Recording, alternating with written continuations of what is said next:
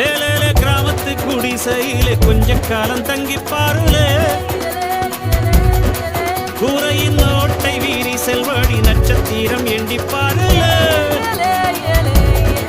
கூவும் செல்போனின் நச்சரிப்பை அணைத்து கொஞ்சம் செல்வண்ணின் உச்சரிப்பை கேட்போ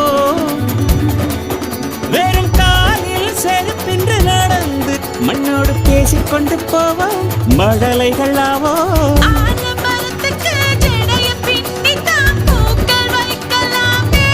உரோரம் ஐயனாரிடம் கத்தி வாங்கித்தான் பென்சில் சீவலாமே